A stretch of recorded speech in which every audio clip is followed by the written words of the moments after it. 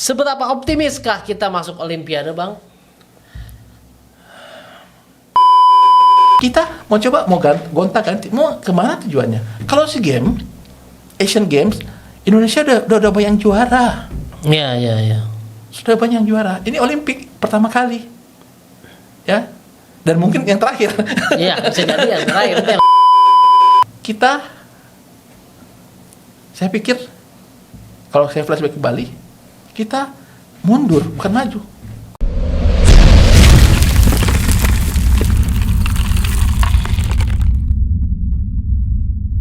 Salam Osmania. Bicara tentang karate pasti ada kisah-kisahnya, dan ini salah satu orang yang hadir di depan saya ini memiliki kisah kurang lebih dari 3 tahun ya, berapa tahun? 2 periode. 2 periode memimpin menjadi head coach di Platnas. Nah, mungkin banyak yang bisa kita petik nih, apa aja nih dari perjalanan selama itu. Oke, kita sambut saja Sensei Philip King. Apa kabar? Baik ya, luar biasa ya, semangat terus. Saya sempat kesulitan mencari Sensei Philip King ini karena lepas dari Platnas nggak tahu kemana. Sampai-sampai pas ada waktu itu di kejuaraan mana ya, di entah di Kinabalu atau di Uzbekistan, saya lupa. Tiba-tiba kasih tahu, Ricky, this is from Indonesia, Philip King katanya. Hah? Tapi kok Singapura gitu, Bang? Nah, abang tuh gimana ini? Ada di Singapura ini? Ya, ceritanya panjang banget. Panjang sekali. 2017 setelah SEA Games, begitu saya melihat ada yang tidak jelas, gelagat yang tidak jelas, tanda kutip ya, dari perjalanan kami selama di Platnas itu, ya saya memutuskan untuk mundur dari Platnas. Jadi mundur ya? Saya mundur. Bukan diganti, bukan diberhentikan, tapi mundur ya? Saya mundur. Ya, ini soalnya yang perlu diketahui juga gitu. Sebenarnya kisahnya seperti apa gitu kan. Jadi memang mundur, dan setelah itu? Surat tugasnya, surat pengunduran diri itu jelas ada di PP4K. Dan saya serahkan langsung ke Sekjen waktu itu, Pak Lumban. Pak Lumban Senipar, saya langsung ke kantornya. Saya bawa surat pengunduran diri saya dan saya utarakan apa maksud saya untuk mundur. Itu sekitar tahun 2018 ya, 2017 kan? Awal 2018. Awal 2018. Kenapa mesti mundur, Bang? Karena kan kalau kita lihat kiprahnya nih, saya pun melihat ya. Sebentar ya, kita lanjut.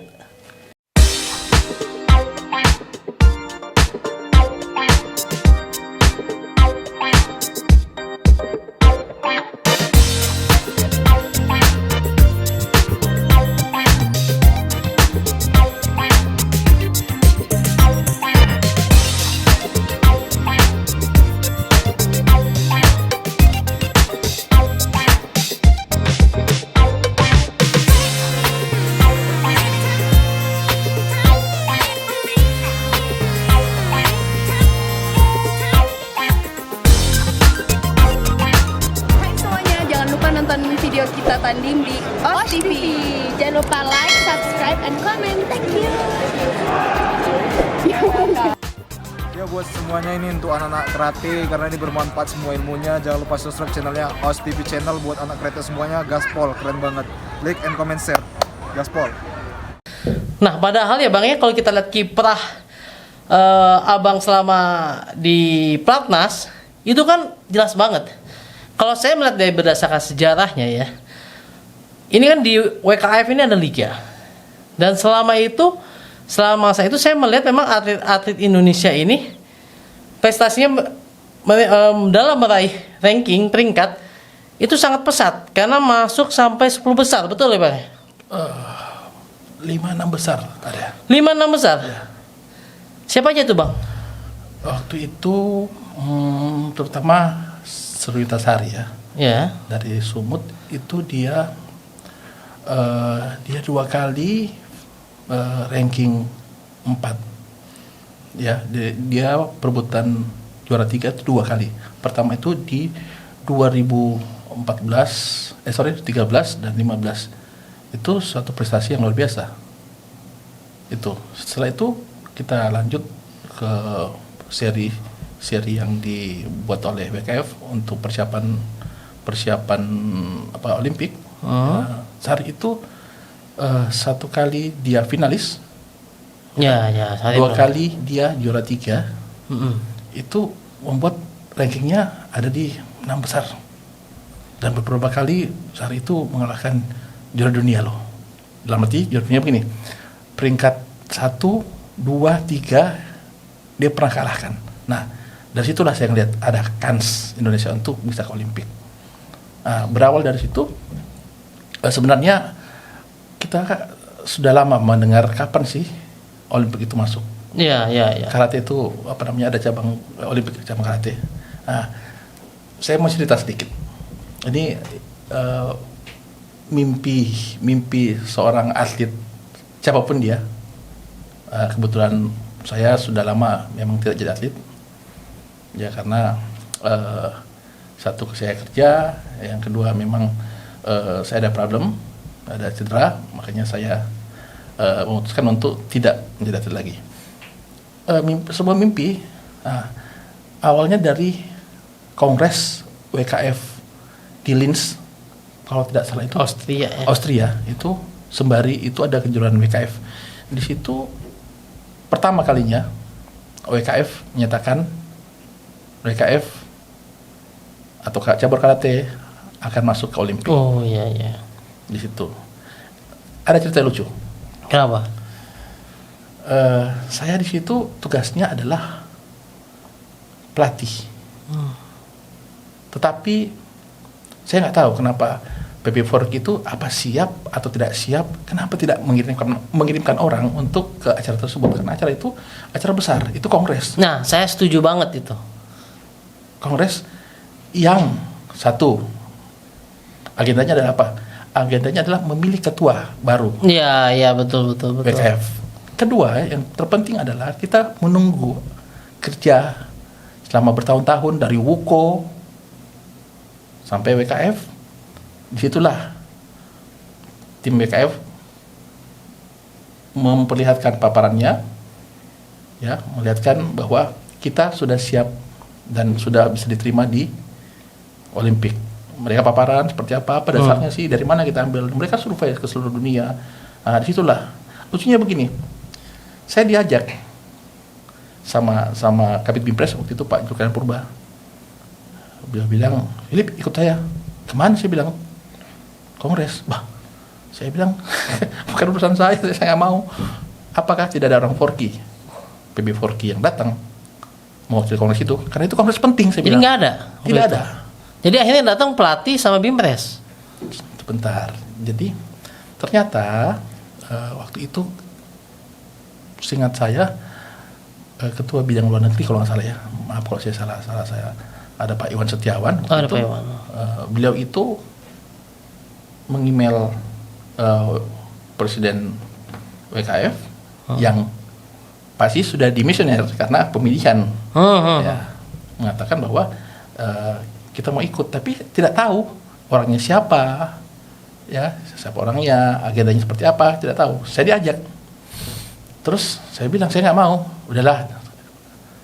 Jadi saya pikir yang mewakili Indonesia itu adalah Kabid Bimpres. Saya pikir tidak cocok karena ini levelnya adalah level presiden, organisasi, ya, organisasi atau presiden atau sekjen yang dua orang yang mewakili, dan semua negara itu diwakili oleh presiden dan sekjennya. Wah, saya ikut, udahlah, terpaksa saya ganti baju, saya pakai jas. Saya bilang ini lucu ini, kenapa? Aduh, saya gerah sekali pakai jas walaupun sana dingin. Masuk, kita ngantri, memperlihatkan, saya print bekas email dari Pak Iwan itu, serahkan ke panitia. Oh, saya di sana, dia bilang, where is your paper? Letter paper, I don't know. This my paper? No, sorry. Next. Jelas di situ bahwa utusan negara itu kan harus ada surat mandat. Iya, surat mandat. Saya pernah bikin juga saya kayak gitu. Harus mandat. Loh, kami diusir. Kalau ngusir ngantri lagi, berapa ratus negara itu ke belakang. Antri lagi. Saya bilang ini lucu ini. Saya bilang ini kok perasaan kalau kita jadi panitia di Indonesia kalau punya surat mandat keluar nggak ada urusan, biar siapa kamu nggak ada urusan. Ini tingkat BKF loh. Saya gini kok Forky tidak ngirimin orang ini, kenapa ini? Ada apa masalahnya ini? Kita balik lagi. Saya berpikir begini, ini tugas negara buat saya. Jadi ya selain saya sebagai pelatih, ini tugas negara karena ini hanya 2 orang Indonesia yang ada di sini Kongres Forky ini, BKF ini. Saya kembali muter, saya coba berpikir. Ternyata saya punya akal, saya punya solusi. Saya bilang, saya kan ada teman, saya ada teman Jepang, ada teman presiden AKF, sama sekjennya saya kenal dengan baik. Beliau saya sangat respect sama beliau dan beliau menerima saya. Jadi akal saya bagaimana? Ini lucu. Saya datang yang kedua dan orang yang sama. Dia bilang, "Can you speak English?" "Yes, I speak English very well." Dia udah mau marah karena dengan orang yang sama dan kertas yang sama. Oke. Saya lihat di situ ada panitia orang Jepang. Saya coba menegur. Saya cuma bilang begini, tolong saya dari Indonesia, saya lupa bawa saya punya paper. Saya mau ketemu Urihara Sensei or Mr. Chang, Presiden AKF. Saya mau vote buat Mr. Espinos. Hai. 30 detik, mereka kembali. Yes, terus silakan masuk. Jadi saya masuk mewakili Indonesia dengan Pak Jokowi Purba sebagai Kabid Mimpres. Bagaimana muka orang panitia itu masih ini kurang ajar ini, kalau bisa masuk dia. Akhirnya kita masuk. Tiba saatnya kita vote. Jadi kalau di WKF itu per benua, Asia, Afrika, Amerika. Jadi tidak ribet. Jadi Asia siapa aja yang datang absennya. Oh Indonesia, kita vote. Ya ternyata waktu itu mutlak dimenangkan kembali oleh sama Espinos kembali. Setelah itu mulailah seperti kongres biasa, ada tanya jawab segala macam.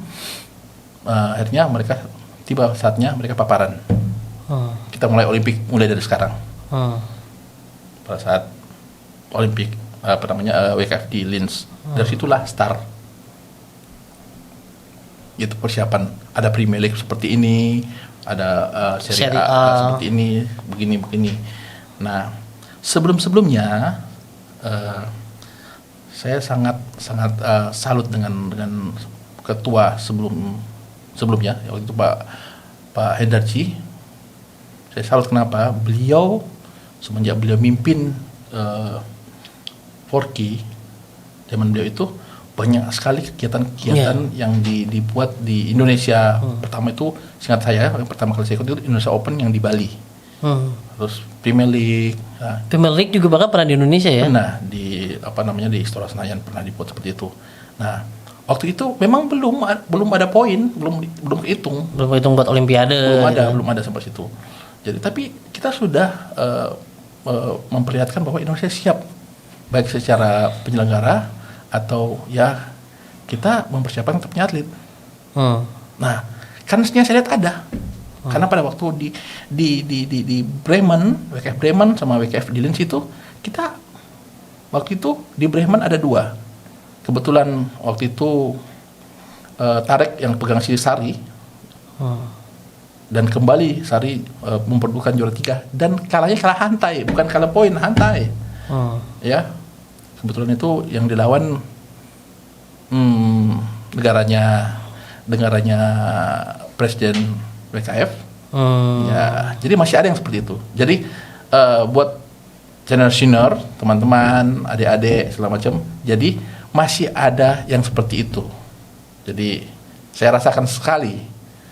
Contohnya apa? Sicilia harusnya menang, dia juara 3 harusnya. Di kejuaraan yang mana? Di WKF. Di WKF itu. Juara 3 dia harusnya. Kenapa kita bisa? Ya itu. kulitnya tidak putih, rambutnya tidak pirang. Padahal yang dilawan, jauh sekali.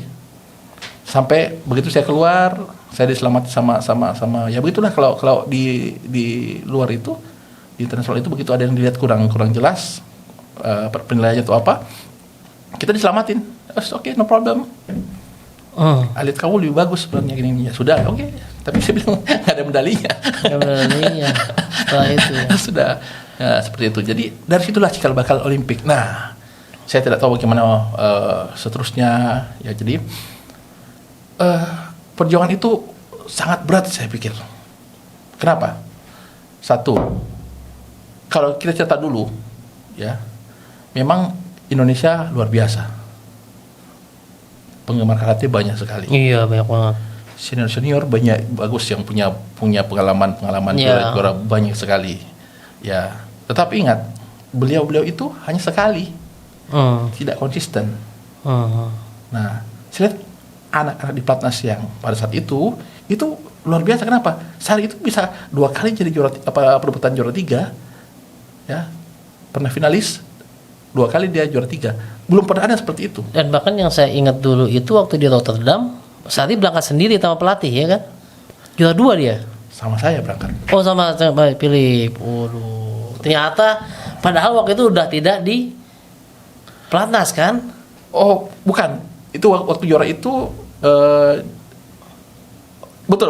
Iya kan? Betul. Iya kan? Ya, Rotterdam kan? Saya ingat soalnya berangkat bertiga betul. sendiri. Yes. Dan itu saya koordinasi terus tuh sama Sari karena saya ingat dia lawannya Tadano Ayako dari Jepang. Jadi saya minta tolong dengan ada karateka, ya, karateka dulu pelatih di NTB, namanya si Fani. Kebetulan dia punya kawan di sana, kan, ya. Orang Belanda itulah yang apa namanya sama anak-anak itu, ya kan, mereka akrab segala macam, ya kan, nemenin, ya kan. Nah, saya sangat terharu kenapa mereka punya keluarga lah ya, punya dimanapun kita berada kita punya teman, punya kerabat. Jadi mereka merasa happy dan saya monitor terus. Waktu itu saya sudah tidak di tim. Tapi saya tahu bahwa Anda di belakang itu. Bukan di belakang. Jadi gini. Kalau cerita di belakang itu saya tidak di belakang gini. Mimpinya saya bilang tadi, mimpinya orang pasti mau ke Olimpik semuanya pasti. Iya, bahkan yang udah sepuh pun mau turun lagi kalau bisa. Contoh salah satu, Christopher Pina. Iya. Saya lupa di kejuaraan apa itu. Dia itu sudah 50 tahun. Mantan juara dunia yang tidak terkalahkan. Iya. Kelas berat kalau nggak salah itu. Minus 80 apa plus 80 dulu zaman itu. Tidak terkalahkan dia, Perancis. Dia ikut, cuman memang karena faktor usia yang sudah 50 tahun, memang ternyata ya sudah kalah sama yang muda-muda. Iya. Seperti itu. Jadi mimpi itulah yang saya pernah, walaupun saya tempoh hari tidak di tim, mimpi itu bagaimana caranya mereka itu bisa masih mau berharap mimpi itu bisa terkabul. Tidak gampang untuk mewujudkan mimpi itu, susah. Satu, kita kalau dulu kita ngomong Asia Tenggara, kita bagus dari awal tahun 80 sampai tahun, setahu saya, awal 80 sampai tahun awal 2001, 2002 kita masih kuat. Tapi setelah itu karate begitu pesat, begitu maju. Nah, saya pikir kalau saya flashback ke Bali, kita mundur bukan maju. Kita ini kemunduran. Mundur. Kenapa coba? Kenapa? Nggak tahu.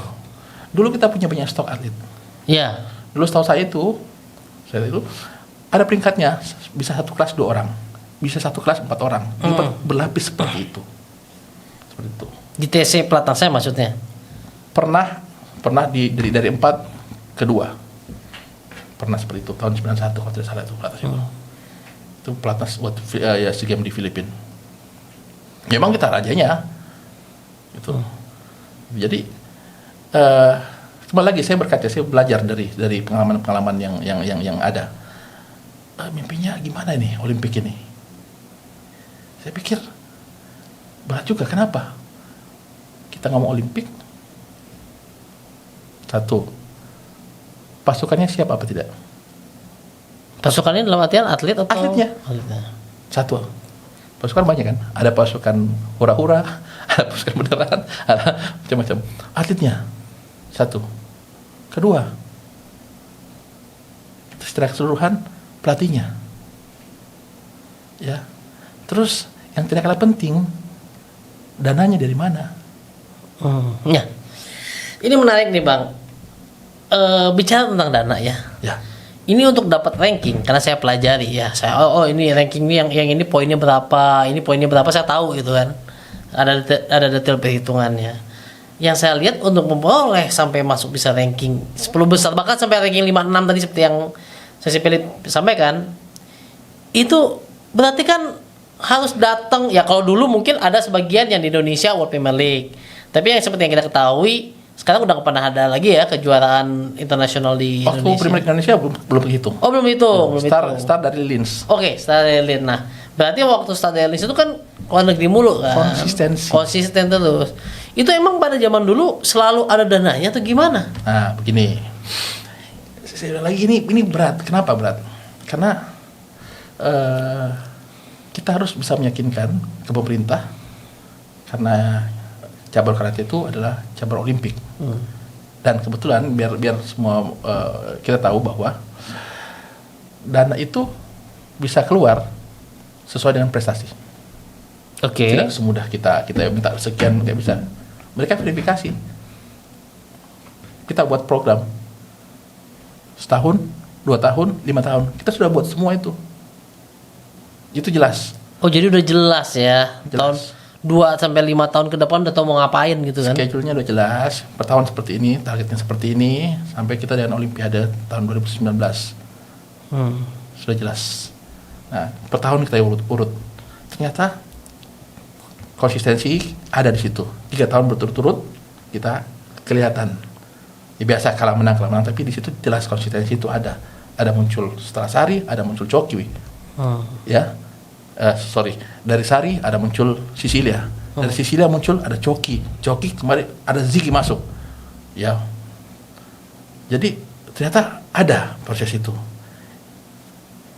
Itu proses yang tidak pendek, itu panjang.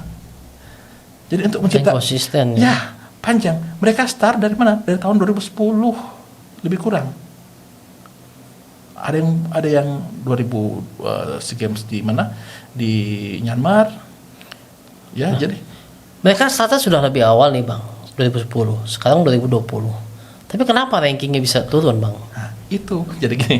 Jadi kalau kita ini saya kira ini begini.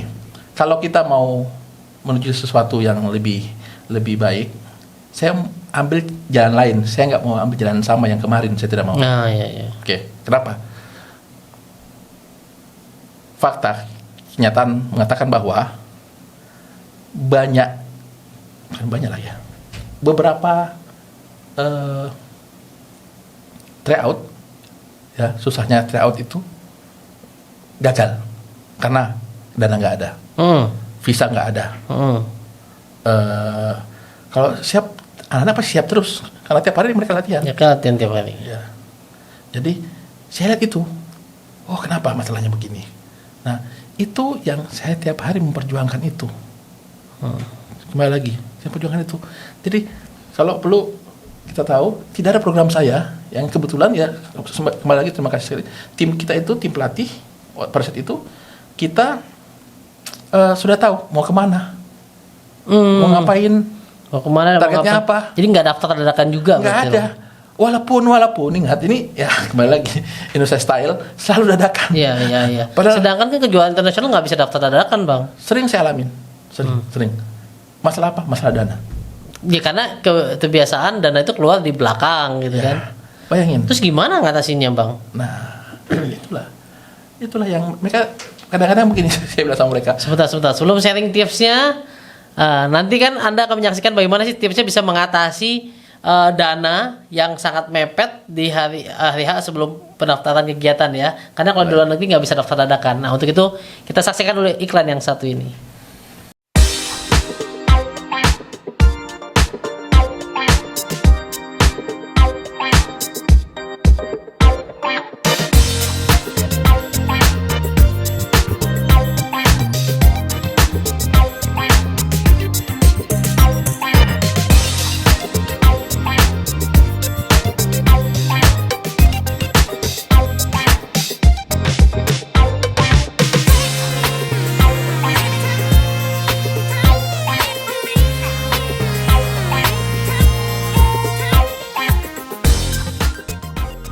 Oke, kembali lagi bersama saya Ricky Muhtar dan kita masih penasaran nih gimana sih kok bisa dulu dengan dana terbatas yang biasanya muncul belakangan tapi diberdayakan gimana caranya untuk tetap mengikuti kegiatan itu ya. Karena kalau nggak ikut kegiatan itu rankingnya bisa turun kan? Betul. Gimana Bang?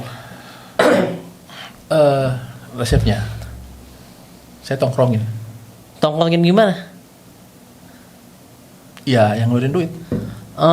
Biasanya yang ngeluarin duit itu dari mana tuh? Dari Dari dulu waktu untuk Prima, Menpora, Menpora? ya itu saya tongkrongin. Hmm. Tiap hari saya tongkrongin. Tiap hari. Sampai mereka tuh udah apa namanya? Bosan. Bosan lihat muka saya. Saya pikir bodo amat. Ini bukan buat saya, ini buat Merah Putih. Iya. Buat tim saya.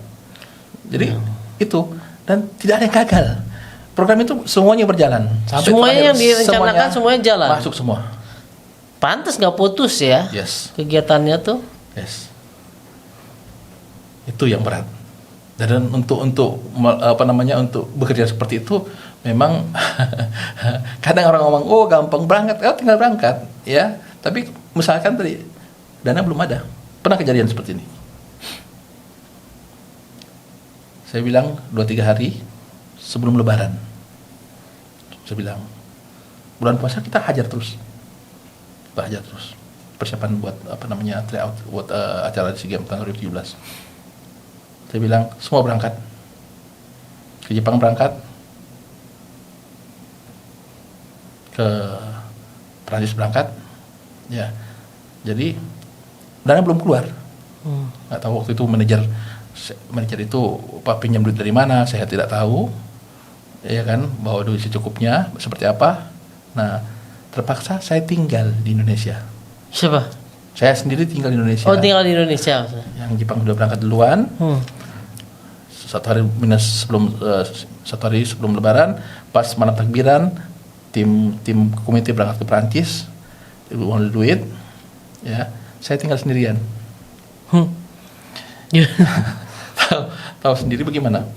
Di Indonesia ini kan urusan administrasi kan ribet urusannya. Iya. Ya. Libur seminggu. Iya. Ya setelah lebaran saya nunggu seminggu, saya tunggu belum juga keluar. Tuh, kalau nggak keluar atlet di sana gimana aja? Ini kejadian ini saya sudah menangis di sana. Saya menangis. Bisa pergi nggak bisa pulang ini. Jadi bayangin nggak bisa bayar hotel. Kalau hari itu saya tidak datang, mereka pasti berurusan sama polisi sana. Kenapa? Mereka belum bayar. Nah, yang anehnya apa? Adalah kita harus melanjutkan tryout ke Kazakhstan. Itu dari negara apa? Dari Marseille, Prancis ke Kazakhstan. Lumayan itu jauh itu.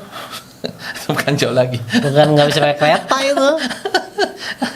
Kalau sama Eropa masih ini. Jadi itu belum bayar, duit belum ada. Coba, itu Lebaran. Coba pikir bagaimana caranya? Terus gimana? Ya, pinjam. Berani sekali. Oh, kalau saya bilang saya sudah melakukan kalau untuk Merah Putih nyawa saya pun saya kasih, dan itu saya pernah lakukan itu. Saya pernah lakukan itu. Gak ada cerita. Kalau buat Merah Putih tim saya lakukan itu. Apapun itu. Jadi mereka tuh sampai dia bilang kalau kamu nggak datang kita berantem sama polisi, biarin aja, saya bilang. Ya kan, kalian aja berangkat. Itu uang pinjaman. Berani banget. Berani karena buat tim saya. Ya. Pasang badan ya. Dari Prancis sampai manajer bilang begini, gimana Philip? Aman. Saya bilang, amannya gimana ini? Kepala saya sudah berasap. Saya bilang udah tahap di luar ambang batas kesabaran ini kalau begini. Udah nggak jelas ini. Saya udah tahu mereka pasti akan kehabisan duit, mereka akan akan berurusan sama polisi. Set.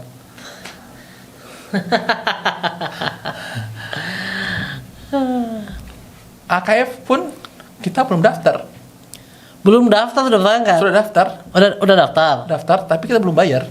Belum bayar. Oke. Coba bisa dibayangin, saya 1 bulan tuh urus, bisa 2 bulan saya urus itu. Sudah tiap hari tongkrongin seperti itu. Makanya pada saat itu ada namanya Mas Aryo kalau tidak salah ya, Aryo. Jadi Kompas.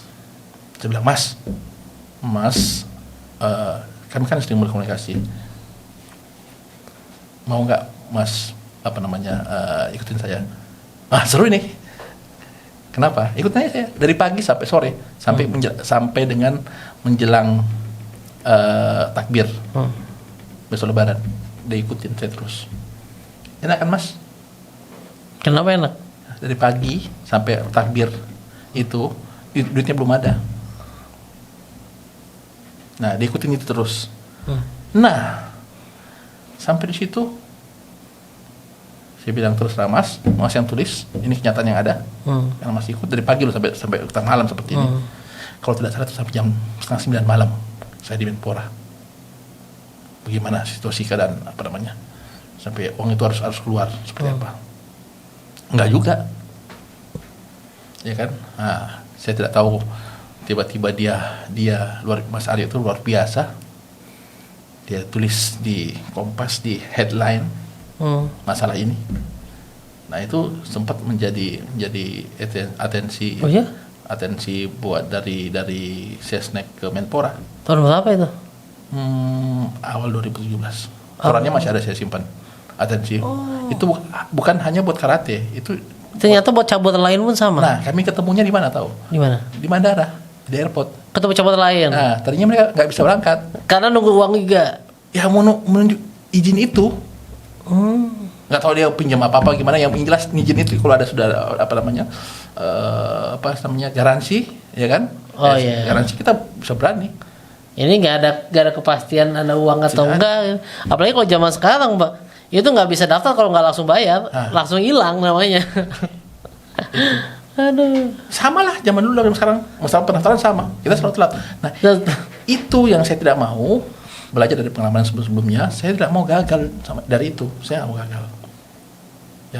Ya kembali lagi terima kasih Pak Hendarji, Pak Julian Purba, saya memberikan saya kepercayaan untuk bagaimana bisa melakukan itu bisa mengurus itu secara baik. Nah, seperti itu. Capek sebenarnya saya. Capek benar. Tapi saya pikir capek ketika saya terbayar karena apa? Karena urusan itu selesai. Terbayar. Kalau tidak pusing juga, pasti pusing. Nah, saya dikasih tahu kalau kau kerja ini kau bilang capek, ya nanti tidak berkah. Ya kan? Saya sudah nangis, saya sudah mau pukul orang di Menpora, segala macam saya mau buat. Ya kan? Cuma dia bilang jangan ini bulan puasa. Sudah udah luar biasa. Akhirnya apa? Hasilnya bagus. Nah, itu konsistensi ini yang kepastian ini yang atletnya harus tahu, karena ini sekali lagi kalau kita ngomong Olimpik itu apa? Profesional. Satu. Profesional apa ngomongnya? Duit. Ya. Duit bagaimana dapatnya? Satu, dari negara boleh, dari sponsor boleh. Nah, pola ini yang harus kita pikirkan bersama, ya. Bagaimana caranya, ya? Kita bisa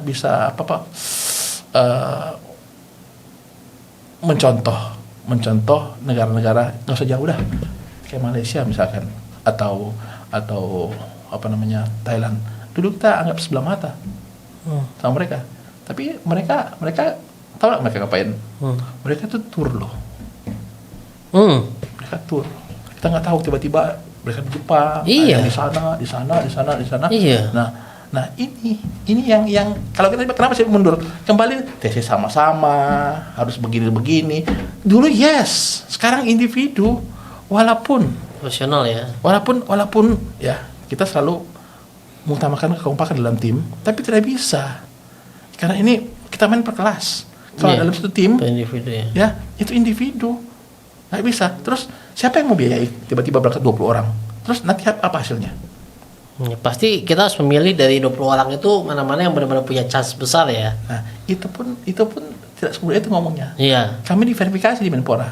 Kenapa kau buat seperti ini? Kenapa sih ini? Ya kita buka sama-sama. Kenapa? Datanya apa? Datanya apa? Apa klasifikasinya? Ya.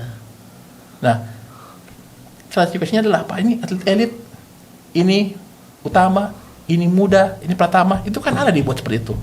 Harus ada justifikasinya berarti kan masing-masing. Dan kadang-kadang susah ya. Ini kan olahraga tidak terukur ya. Mau bicara apa ya? Membedakan subjektivitas sama objektivitas itu sangat sulit tadi ya. Tapi dengan konsistensi itu terlihat kan mereka pantau ternyata. Begitu berangkat mereka pantau. Tahu ya. Tahu, mereka tahu. Makanya kita kenapa walaupun terlambat kita disupport terus. Dan untungnya berhasil pada saat itu kan, Yes, selalu peningkatan ranking kan. alhamdulillah. Jadi begitu kira-kira. Jadi jangan dipikir enak, enggak. Saya bilang enggak enak. Tapi ini karena buat Merah Putih, buat negara, yes, apapun saya lakukan. Itu dari tim, dari segi pengelolaan tim. Jadi beda. Dulu seperti ini. Dulu beda. Bayangin coba, kita baru pulang udah persiapan lagi, belum bernapas persiapan lagi. Iya, bahkan kadang-kadang nggak perlu pulang, Kita lanjut aja. ya contoh kayak tadi, kita terus muter-muter. Nah, itu yang mereka lakukan. Tidak apa namanya gerombolan, tidak. Kita tahu misalkan kata Siapa aja sih yang kemarin ikut itu, yang ikut di tim itu ada atletnya? yang sekarang masih ada itu saya lihat cuman Ziggy, Coki. Coki. Nah, sekarang Jintar itu jadi pelatih. Nah, mereka lah ini yang dulu tuh siapa aja? Ada Sari kan? ada Sari, Sandi juga sempet tuh yang Sandi. ke mana tuh? ya, Sama satu lagi siapa? Sisil ya. Sisil. Jadi ini berat sekali. Homesick ada. Iya, Ya, saya pernah ngikutin waktu Indonesia bangkit, mereka latihan di Jerman di Sensekunter Mall itu persiapan Asian Games di di China itu Guangzhou itu saya ngikutin apa kelemahannya, apa kelebihannya. Saya coba mempelajari seperti itu gitu loh.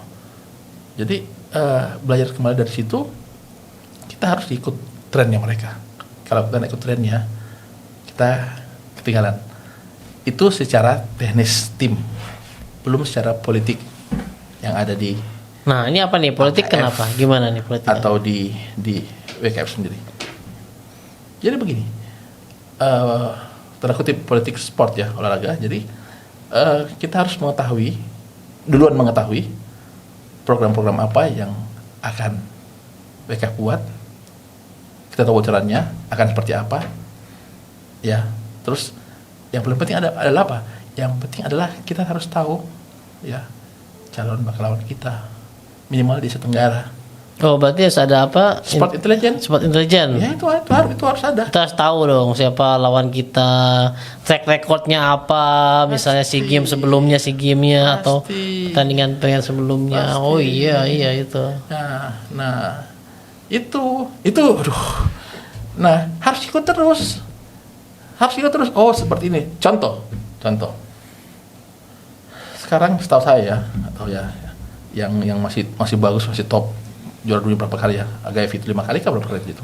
Udah lama banget ya, udah tua ya. Terakhir dia junior itu saya ikut di WKF Siprus tahun 2005. Oh ya sih bos. Dia itu waktu itu masih umur 17, 18. Dia itu umur 18. Iya, saya inget banget tuh. AKF baru naiknya tuh 2005 tuh.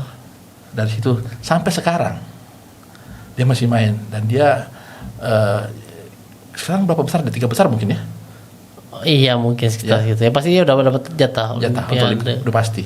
Jadi coba main konsistensi itu yang mereka lakukan. Nah sekarang kita kembali. Coba tanya, Udah ganti. pelatihnya siapa dia? Ganti nggak? Nggak. Sistemnya ganti nggak? Nggak. Ah, sebentar. Memangnya di negara mereka tidak ada pembatasan usia gitu atau apa enggak? Gini. Ini yang menarik sekali.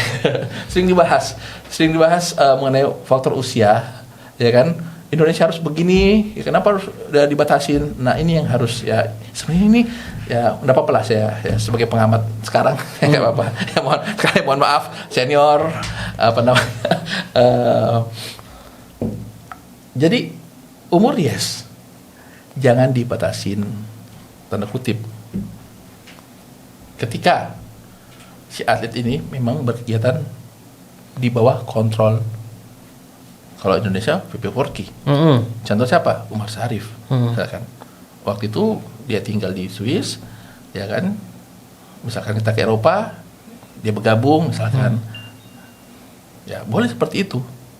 dan terbukti memang dia mengalami peningkatan yang luar biasa. Signifikan. Ya, signifikan. Tapi ingat, sampai umur berapa dia bisa seperti itu? Ya, mungkin ya, dia sudah berkeluarga, dia punya kesibukan lain, ya.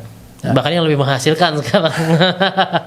nah, itu yang sebenarnya kita harus lihat seperti itu di bawah kontrol Forky. Saya banyak belajar dari tim Jepang sendiri, dari tim Turki, dari tim Iran. Jadi pernah kita ikutin Serie A di Istanbul, mereka itu turunkan lapis 1, peringkat pertama sampai peringkat 8-nya. Satu kelas. Kata. Peringkat pertama sampai peringkat 8 kelas. Itu dari mana, Turki ya? Ya, Serie A di Turki. Ya, saya bakal kalau Anda lihat sekarang di ranking yang Olimpiade, Turki ada beberapa. Ada beberapa pemain kata aja. Oke. Gila. Jadi Turki pun sama. Turki pun turunkan 1 sampai 4 atau 5. Ya, Jepang aja berlapis-lapis Jepang. 8 orang untuk nembus itu. Iya. Nah, coba. Jadi ada namanya official team yang dibiayai, yang dikontrol sama negara, Negara ya. pakai uang negara. Yang lain boleh berangkat. Kita sama satu tim, cuman dia bukan official. Official team adalah si A yang ring pertama. Iya. Nah, ini kadang-kadang ya saya bilang kenapa kita mundur kembali ke belakang? Ayo, kita mundur ke belakang. Sistemnya kan WKF sudah buat bahwa yang peringkat pertama sampai 10 akan masuk Olimpik. Nah, kita mau coba gonta-ganti, mau kemana tujuannya? Kalau Asian Games, Indonesia udah banyak juara. Iya. Sudah banyak juara. Ini Olimpik pertama kali. Ya. Dan mungkin yang terakhir. Iya, bisa jadi yang terakhir itu yang selalu disampaikan. Bisa jadi, karena setahu saya di Prancis dan Los Angeles nggak ada karate. Nah, kenapa seperti ini? Nah, jangan diganti-ganti. Butuh konsistensi. Nah, disitulah dilihat bagaimana profesional. Sekali lagi, karate sekarang ya banyak yang bilang karate budo, karate sport. Saya setuju sekali, tapi jangan dia campur adukkan. Sistem beda. Sama sport profesional ya. Sudah beda. Sangat jauh bedanya. Kalau kita ngomong dulu misalkan ya WKF berapa kali sih? Dulu kok berapa kali? Dulu namanya ada AUKO. Apuko. Ya AUKO. Ya, itu kan Apuko. Ya, beda. Sekarang itu bayangin coba belum sempat bernapas persiapan lagi. Iya, kayak kemarin itu kan kadang-kadang bisa nggak pulang ke Indonesia dan aduh. Kalau dulu pada tiap bulan ada. Mereka hanya latihan satu negara, terus mereka small competition. Ini tidak. Ini Premier League semua. Premier League, Semua. Serie A, Premier League, Serie A. Yang levelnya sama. Kalau dulu kan enggak. Oh, kita punya tujuan Asian Games. Jadi ya kan endingnya Asian Games. Ya, goalsnya di Asian Games. Ini small. Ini enggak. Ini harus coba bayangin. Ya, butuh fisik yang prima. Satu. Terus homesick pasti ada. Oke. Terus duit. Standar kita berapa di sana? Makannya gimana? Ya kan? Yang terakhir yang paling saya memperlihatkan yang saya lihat di anak Indonesia ini, yang keempat orang ini yang luar biasa. Tambah lagi tempohnya ada Iwan Bidu ikut di Serie A, terus Desinta yang luar biasa mainnya di waktu itu. Nah, mereka punya semangat loh. Iya. Anak Indonesia tidak kalah sebenarnya. Tidak kalah. Iya. Kenapa? Nah, sistemnya dibuat dengan baik, ya, jelas. Nggak ada lagi, mohon maaf, ya, daerah, perguruan, nggak ada lagi, karena ada ranking jelas. Nah, saya lihat di Indonesia aneh. Coba sama-sama kita buka, lihat data siapa yang saat sekarang ini, atlet mana Indonesia yang konsisten juara Premier League. Ya nggak ada karena nggak berangkat lagi juga kan. Coba buka. Itu kenapa diputus?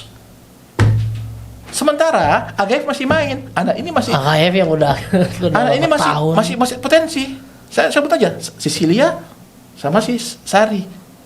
Mereka pun selama perjalanan tidak juara terus, saya pasti naik turun tapi meningkat ya kan. Ya tidak ada yang juara terus. Tidak ada yang juara terus ya. Gak ada rumus juara terus apa? Nanti dia juara terus, nanti dia mesinnya meledak. Iya. Motor aja perlu istirahat. Ya kan? Jadi kan dia berarti kan juara bisa kalah dulu, juara lagi tapi tetap meningkat kan. Konsistensi itu. Karena konsisten. Ya itu. Nah sekarang dari 2014 sampai sekarang 2021, coba orang-orangnya itu aja. Bayangin. Ayo ditambah sekarang pandemi seperti ini sudah jalan 2 tahun. Oh, banyak yang nggak latihan gitu kan selama Coba, pandemi. bayangin coba. Kalau itu terjadi tiap hari 2 orang kita masuk. Ingat, saya satu yang saya mau komentari mengenai Asian Games. Asian Games yang kemarin. Yes. Apa itu, Bang? Ini kan sudah setengah jalan sebenarnya go to Olympic. Jadi Asian Games itu ada sasaran antara.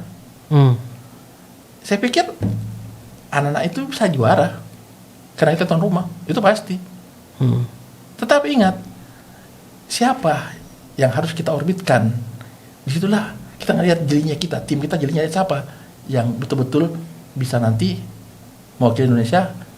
Minimal dia bukan punya ranking ya. Asian Games karena Asian Games tidak tidak dapat poin, minimal dia sudah mempersiapkan mental fisiknya dia ya, karena ini akan dihadapi nanti Olimpik yang lebih besar dari ini. Orangnya siapa? Ya 4 orang ini, karena yang lain tidak masuk. Oke, dia juara Asian Games, tapi ada nggak peringkatnya? Peringkat berapa dia masuk? Tapi kalau anak 4 orang ini misalkan dia dapat medali apalagi emas, dia pasti tambah pede, aku siap untuk Olimpik. Oh, Itu mungkin pasti. meningkatkan mentalnya ya, semangatnya, motivasinya. Semuanya. Ya, itu betul. Semuanya. Karena kan dari Asian Games, Olimpik. Iya, Kalau dia udah siap semua SEA Games sudah dilaluin, Asian Games oke. Meningkat peaknya. Pas. Nah, inilah yang sebetulnya sangat disayangkan menurut saya. Inilah perjalanan yang sebenarnya Forky harus kembali flashback, lihat perjalanan seperti ini menuju Olimpik jalannya. Saya bilang saya buat jalan sendiri. Ya, menuju Olimpik. Bukannya di Asian Games kita juga dapat emas tuh, Bang? Oke, sebut aja Rifki ada peringkat gak zaman itu? Belum sih. Tidak lah. Juara, oke, misalkan juara. Oke, tiba-tiba muncul, ya hilang. Ya, berarti kita tidak pikir panjang. Ya, Secara fokus jangka panjang ya. Nah, kita hanya mikir sesaat.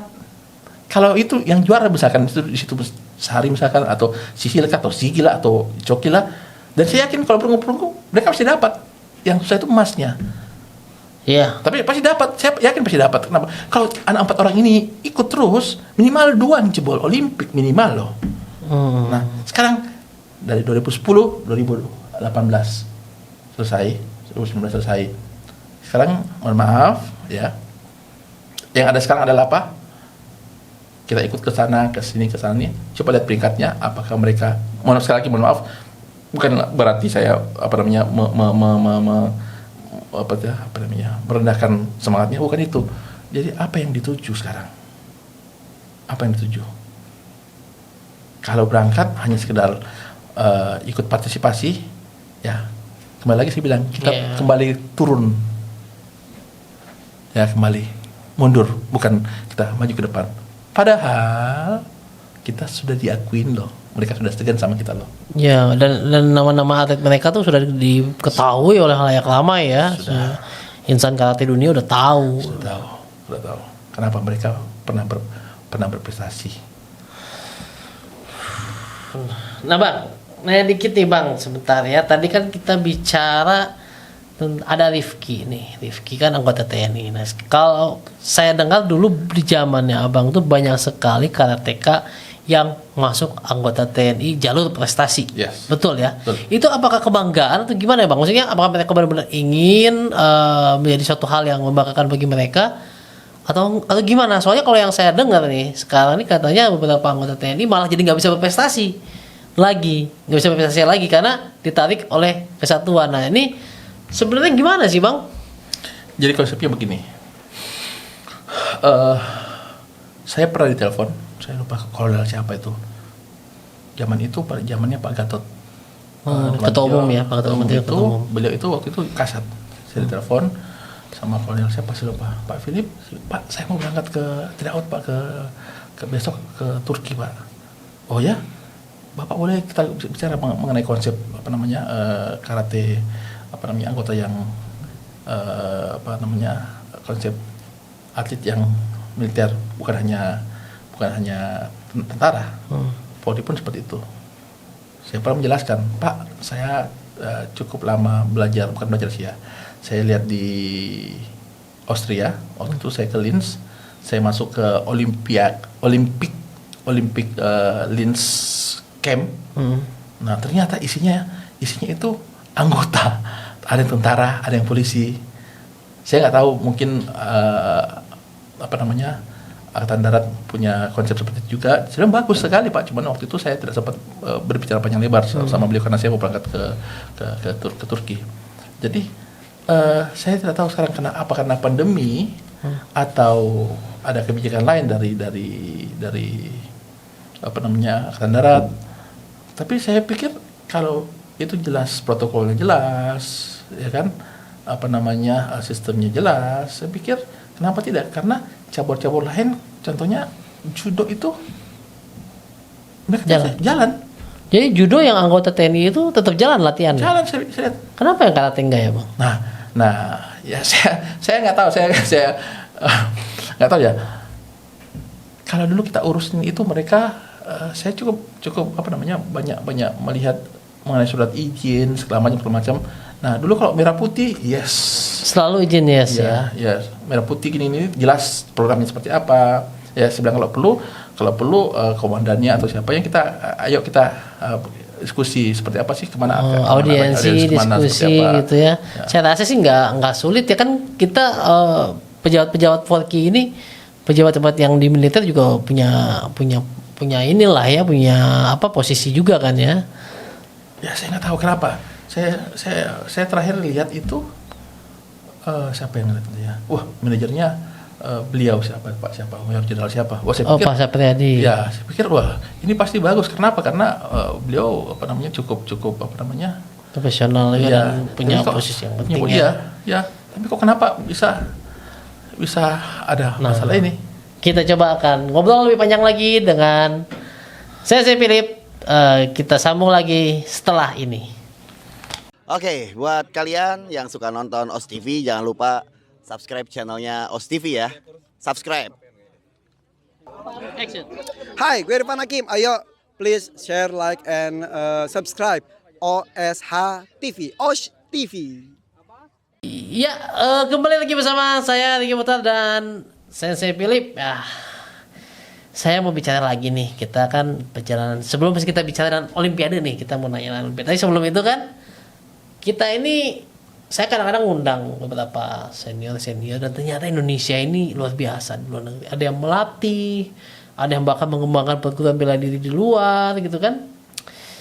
Dan dulu tuh ada sosok yang ternyata Vice President AKF ya bang, betul? Seingat saya Pak G.A. Persik dulu, beliau kan sekjen di awal tahun 90-an kalau salah ya. Beliau itu sekjen PB4K dan beliau itu salah satu pejabat di AKF. Sekjen PB4K dan pejabat di AKF. Berarti luar biasa dong andil Indonesia di tingkat internasional. Ada lagi wasit almarhum Jesse Tole. Oh iya, Jesse Tole itu. Terus ada lagi satu almarhum Ahmad Budu, tapi nggak tahu beliau masuk dalam itu apa enggak. Ya, aduh, saya kangen beliau. Ingat zaman dulu ya. Ya, yang saat ini yang mungkin masih aktif Pak Siang Pesik ya. Ya, itu gimana tuh dulu ada pengalaman apa? Maksudnya boleh cerita nggak tentang Indonesia di mata dunia dulu dan sekarang? Ya khususnya kalau dunia sih ya nggak tahu ya, dulu kan belum seluas ini. Jadi kalau di Asia dulu kita sangat diperhitungkan. Jadi kalau Jepang itu nomor 1. Bisa jadi Indonesia nomor 2, Iran nomor 3, atau sebaliknya Iran nomor 2 atau nomor 3. Jadi itu yang saya alami juga seperti itu. Jadi karena apa? Karena kalau bicara karate, bela diri, prestasi atlet itu mengangkat kita punya daya saing. Baik dari segi perwasitan, satu, kedua kita pasti bisa didengar sama orang karena kita di dalam sistem. Ya, decision making ya. Ya, Nah sekarang saya nggak lihat lagi. Terakhir ya nggak ada lagi orang 4Q yang masuk ke AKF. Terakhir saya pikir Pak Hendarji. Ya, tapi Pak Hendarji sudah tidak menjadi eksekutif komite lagi ya. Sekarang saya mau tanya, masih ada nggak? Terakhir sih nggak ada ya eksekutif komite atau pejabat di AKF. Bahkan saya AKF aja belum ada info lagi sih. Gitu. Ya sangat disayangkan. Paling Pak Agus ada sekjen, tapi kan bentar lagi ganti nih saya AKF, belum ada informasi lagi sih. Ya sangat disayangkan karena sangat penting kalau kita mau tahu informasi lebih cepat, mau tahu perkembangan lebih ini, terus kita punya bargaining position seperti apa, ya, itu kan kita harus ke dalam di dalam Iya, dalam sistem ya. Jadi kita nggak bisa tahu apa. Ya banyak yang ngoceh-ngoceh tapi apa namanya di luar sistem ya itu ada apa aja yang lalu, Iya, kan? yang Ya kan? Ya kalau mau Walaupun sebenarnya di dalam sistem. ya masuklah sama-sama kalau mau membangun karate di Indonesia ini, masuk sama-sama, kerja sama-sama, karena satu pengalaman yang saya dapat di Jepang. Apa? Saya melihat mereka punya budaya yang lebih luar biasa. Dia datang, dia celebration, ya, duduk sama-sama, masuk sama-sama, bayar sama-sama, Oh iya, dan mereka oh enjoy. gitu. Dan itu saya tidak pernah lihat ada di tim Indonesia. Iya. Jadi begini, itu tahun 2016 kalau tidak salah. 17 apa? Saya datang ke University Game. Iya. Ya, saya datang. Mereka Tekyo Sensei Kagawa. Iya, Timnya Tokyo. juara. Saya diundang. Itu luar biasa. Kita bayar ternyata. Iya, mereka bayar. Bahkan datang ke nikahan juga gitu. Ya. Bayar masing-masing dapat makanan gitu. Iya. Jadi Jepang seperti itu. bebannya tidak tidak tertumpuk sama panitia atau pengurus atau apa. Jadi ya mereka patungan bayarnya. Selesai urusan. Iya. Jadi itu salah satu yang saya lihat, wah ini ternyata bagus juga ini. Jadi untuk ikut itu tidak sungkan gitu kan. Iya, betul. Jadi itu tanpa diminta saya lihat semua orang tuanya datang. Dia berapa orang dia bayar sesuai. Saya ingat saya pernah diundang acara nikahan orang Jepang ya. Jadi saya gitu, gimana nih sistemnya? Oh, kalau di sini sistemnya datang ke undangan itu kayaknya tuh udah ada tarifnya. Ya. Bisa tarif itu dulu kalau nggak salah 10.000 yen, nanti lu dapat makan, dapat apa, udah ada paket lah. Jadi lucu sih emang. Ya. Jadi itu saya lihat ya, waktu itu Tekyo juara umum, saya nonton, saya lihat sampai selesai mereka punya acara, saya hadirin. Oh, ternyata ada yang bagus ini. Jadi mereka itu di karate itu hobi. Walaupun mereka kuliah di Tekyo itu, tapi hobi ternyata. Jadi tidak seperti kita. Kalau menjadi pro, ya boleh jadi pro, tapi betul-betul pro kan cuma 2, hak sama kewajibanmu. Bukan duit ngomong pro. Kalau kau sudah profesional, ya, contoh, ya kan, pelatih kalau punya kualifikasi A, pasti bayarnya lebih mahal. Bukan ditanya berapa kau mau, nggak bisa. Ada tanya dia sekian. Profesional dong. Ya, Saya jadi ingat tuh kalau ngundang pelatih dari Jepang, itu ada hitungan harian. Yang ini 50.000 yen per hari, ini 40.000 yen per hari. Per hari itu ya, bukan per hari latihan, tapi per hari sejak dia meninggalkan Jepang. Jadi dia berangkat anggap hari Senin malam nih. Senin itu dibayar 50.000 yen. Selasanya 50.000 yen lagi. Jadi aduh gimana? Kasihan banget sih yang negaranya jauh-jauh pesawatnya bolak-balik gitu kan. sampai Ricky pernah ngantar ke bandara ya saya suruh ya. Ini pernah ngejain saya malam-malam nih nganterin. Saya tahu ternyata kalau lewat hari bayar lagi soalnya kan. Ngejain. Tapi nggak apa-apa, kita seneng lah ya, namanya juga buat tim Indonesia ya. Ya itulah, orang kadang-kadang kita di luar sistem pun bukan berarti tidak bisa berbuat ya. Ya. Jadi kalau saya pikir sekarang kalau Indonesia terusnya karate ya mau maju, update Informasi, update peraturan, update pengetahuan. Semuanya update terus update. Dan yang terpenting adalah apa? Teamwork. Nggak bisa. Saya pernah jago ngelatih, nggak bisa. Karena saya lihat mereka itu di pelatih pun mereka tersistem. Jadi itu mereka kerja tim, bukan individu. Pelatih ya tugasnya seperti ini. Kecuali misalkan ada tugas khusus seperti ini, itu boleh saja. Itu kan yang tahu manajer tim yang tahu tugasnya seperti ini. Berhasil tidak tim itu Siapa yang salah? Pertama, manajer, kepala pelatih. Nah, yang kedua, kalau ngomong saya profesional, kalau gagal mundur.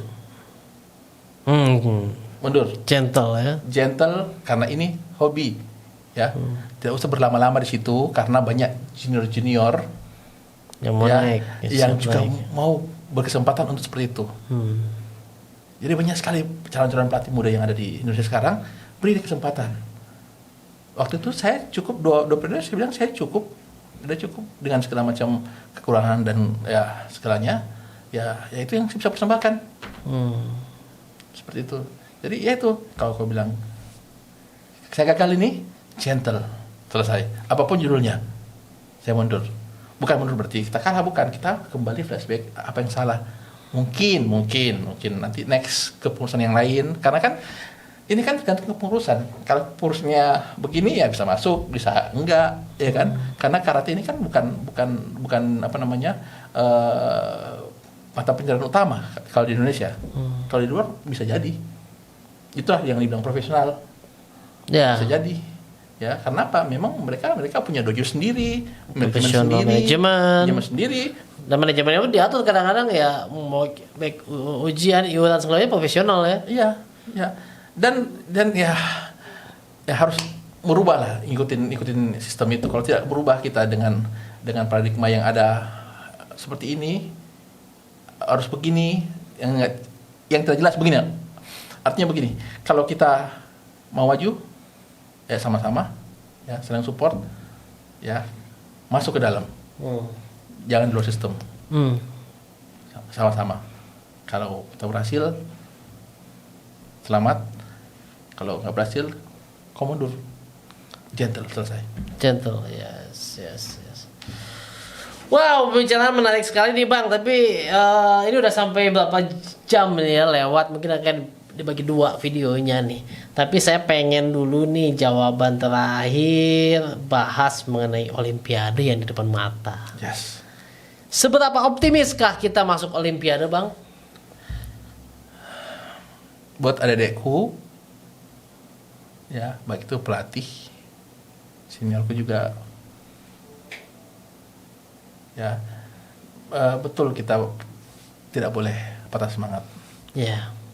Ya, saya ingat Pak Wismoyo almarhum, kalau di Senturi itu ada kertas, kenali dirimu, kenali lawanmu, 1000 kali kau menang. Saya pasti lihat kalau kertas itu. Jadi kita harus tahu diri. Sampai di mana kita. Itu aja. Ini jawabannya membingungkan. Aduh, tapi bikin saya bertanya-tanya maksudnya apa gitu kan. Aduh. Oke deh kalau gitu. Terima kasih ya sudah hadir jauh-jauh perjalanan 3 jam kayak dari Bandung Jakarta. Saya nyanyi dikirain ada di mana, katanya dari tim Singapura. Saya ke Singapura juga gak ketemu juga. Ini di mana sebenarnya? Tapi ya 3 jam perjalanan pun akhirnya ketemu di sini. Oke Bang, ini banyak banget pengalaman yang dihadapi ya, bahwa ya memang perjalanan pelatnas tidak semulus yang terlihat gitu kan, ada naik turunnya dan memang fokusnya terhadap golnya ya. Apalagi sekarang tentu lebih semangat dengan adanya gol Olimpiade. Semua orang kan kalau bisa turun lagi. Yes. Nggak usah di luar negeri. Karena di Indonesia juga banyak yang bilang gitu. Kalau bisa tanding lagi nih gue nih. Cuma kadang-kadang kendalanya dibatasi usia. Walaupun SEA Games, Asian Games tidak ada usia ya, batasi usia kalau SEA Games, Asian Games ya. Ini yang aduh panjang banget. Jadi gini. Buatlah tim berlapis. Oke? Sampai tim elit. Dari pra-usia-dini sampai ke elit tim berlapis-lapis. Nah, itu pasti kita tidak kehabisan atlet lah ya. Pasti. Karena kalau yang saya tahu sih Olimpiade usianya 16 sampai 99, Bang. Jadi benar. Kalau saya daftarin atlet itu ya, apakah usia Anda masuk 16-99? Kalau nggak di luar 16-99, keluar nggak bisa masuk. Jadi memang seperti itu. Tapi nggak tahu saya kalau SEA Games, Asian Games ngikutin usia yang mana saya nggak tahu. Ya, jadi saya bilang gini, ya harus mulai buka diri bahwa tim elit yang persiapan tuh misalkan tuh Olimpik saja. Oh, atau ini Asian Games. bagi-bagi ya timnya ya. Iya, coba lihat. Contohnya bulu tangkis coba, itu bagus sekali. Iya. Itu sudah jelas ya, buat ini kesini, ini endingnya di mana kita kan tahu sama-sama. Iya. Iya kan? Oke, walaupun saya masih penasaran sebenarnya kita masih punya peluang atau tidak, tapi semoga nih ya para Anda atlet-atlet yang akan berangkat ke Tokyo Qualification Paris nih Bang, bulan Juni ini yang sedang mempersiapkan diri, percaya diri pada diri Anda karena saya yakin kesempatan akan selalu terbuka ya. Dan semoga ini adalah kesempatan Anda terus berlatih dan selalu semangat. Oke, bagi Anda jangan lupa like, komen, dan subscribe juga. Stay safe and healthy. Os.